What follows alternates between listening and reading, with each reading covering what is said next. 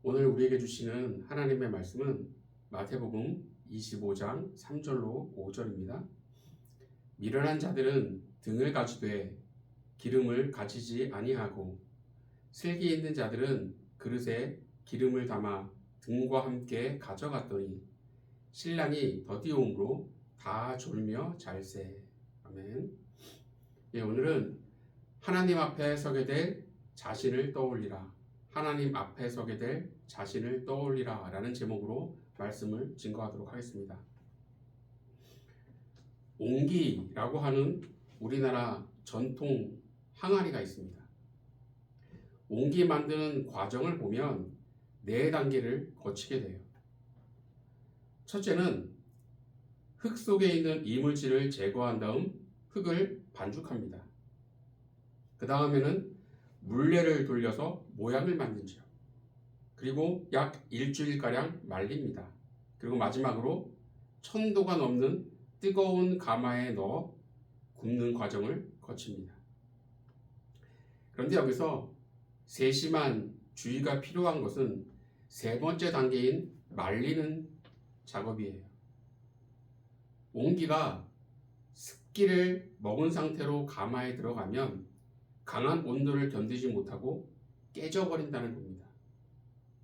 옹기의 안쪽이 바깥쪽보다 마르는 속도가 느려서 옛날에는 옹기의 안쪽과 바깥쪽이 골고루 마르도록 3, 4주 동안 천천히 그늘에서 말렸다는 거예요. 그런데 요즘 일부 옹기 공방에서는 건조 시간을 줄이고 안쪽과 바깥쪽이 골고루 마르도록 옹기 안에 전구를 넣어 은은한 열을 주기도 한다는 겁니다. 그런데 옹기를 말리는 단계가 꼭 우리의 삶과 닮아 있습니다. 우리도 때로는 가마 속 뜨거운 불 속에 들어가 있는 것과 같은 고통을 겪을 때가 있습니다. 이럴 때 마음의 상태가 상처와 우울감, 삐뚤어진 마음과 같은 상한 마음이 자리 잡고 있다면 강한 불을 견디지 못하고 깨지거나 무너지고 맙니다. 그러니 우리 안에 있는 상처와 우울감, 삐뚤어진 마음과 같은 상한 마음을 말려야 한다는 거죠. 그럼 무엇으로 말릴까요? 주님께서 주시는 은혜와 사랑의 빛으로 말려야 합니다. 그래야 강한 불꽃 같은 고난들을 견딜 수 있는 겁니다. 그런데 악한 마귀는 우리 안에 상한 마음이 자리 잡고 있을 때 우리의 삶이 무너진다는 것을 너무나 잘 알고 있어요. 그래서 우리의 마음에 나쁜 생각을 집어넣으려 애쓴다라는 겁니다. 요한복음 13장 2절을 우리 함께 봅니다. 마귀가 벌써 시몬의 아들 가룟 유다의 마음에 예수를 팔려는 생각을 넣었더라. 가룟 유다가 예수님을 은 30에 팔았는데 마귀가 가룟 유다의 마음에 예수님을 팔려는 생각을 넣었다라는 거예요. 가룟 유다는 예수님의 제자입니다. 우리는 가룟 유다가 예수님을 팔았기에 악하다고 욕도 하고 비난도 하지만 과연 가룟 유다의 마음에 예수님을 사랑하는 마음이 1%도 없었을까요?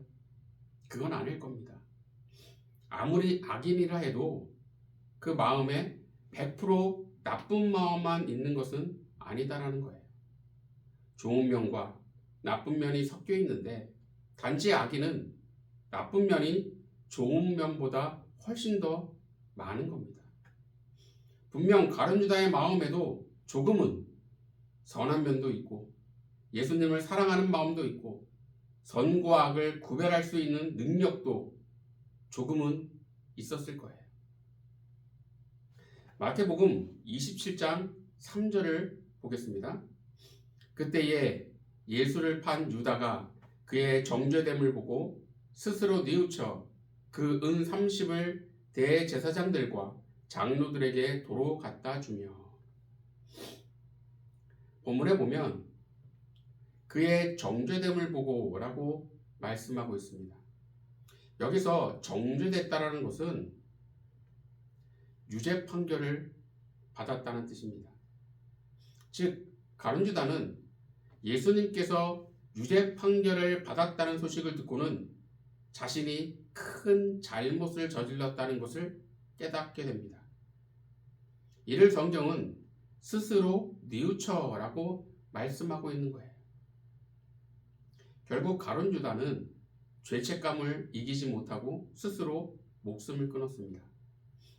이것을 통해 알 수 있는 것은 가룟유다가 잘잘못을 깨달을 수 있는 능력도 있었고 예수님을 향한 마음이 완전히 사라진 것은 아니었음을 짐작할 수 있습니다. 그런데 문제는 악한 마귀가 가룟유다의 마음속에 나쁜 생각을 집어넣었을 때 가룟유다가 그 유혹을 물리치지 못했다는 겁니다. 아나니아 삽비라 부부는 자기 소유를 팔아 헌금을 하고도 죽음을 맞이했어요. 갑자기 자신의 소유를 판 금액 전부를 헌금한다는 것이 아깝다는 생각이 들어 얼마를 감추고는 마치 전부를 드린 것처럼 거짓말을 했다가 성령을 속인 죄로 죽은 겁니다. 자기의 소유를 팔아 헌금한다는 것은 결코 쉬운 일이 아닙니다. 그만큼 이들의 믿음은 작은 믿음이 아니었어요. 그러나 아나니아와 삽비라 부부는 악한 마귀가 집어넣은 탐심과 거짓의 생각을 물리치지 못하고 나쁜 생각에 사로잡혔던 겁니다. 이렇게 마귀는 우리에게 거짓되고 미워하는 생각 또는 죽고 싶다는 생각, 슬픈 생각, 이런 상한 마음을 무차별적으로 집어넣으려 한다는 겁니다. 가룟유다와 아나니아 삽비라 부부의 마음에 상한 마음을 집어넣어 무너뜨렸던 것처럼 악한 마귀는 우리를 나쁜 생각으로 사로잡히게 해서 무너뜨리려 한다는 겁니다. 그럼 악한 마귀가 나쁜 생각을 우리 마음에 집어넣으려 할 때 이것을 이겨내기 위해서는 어떻게 해야 할까요? 바로 하나님 앞에 서게 될 자신을 떠올려야 한다는 겁니다. 나쁜 생각이 들어왔을 때 그것을 그냥 방치하면 금방 그 나쁜 생각에 사로잡히게 됩니다.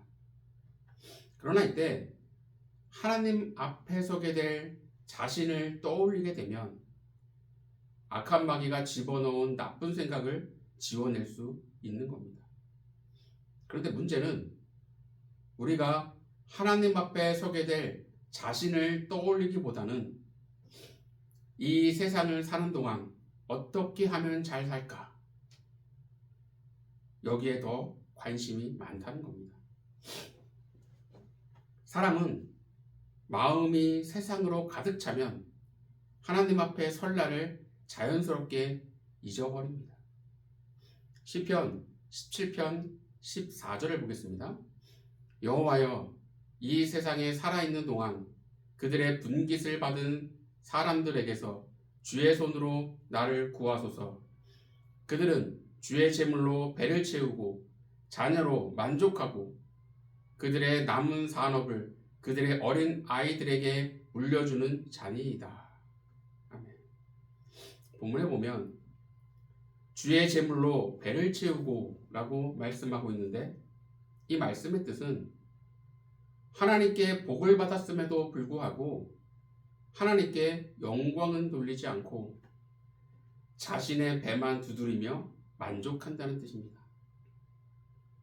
그리고 이어서 자녀를 만족하고 그들의 남은 산업을 그들의 어린 아이들에게 물려주는 자니이다 라고 말씀하고 있는데 이것은 자녀들에게 유산을 넘겨주는 것에만 관심이 있다는 뜻이에요.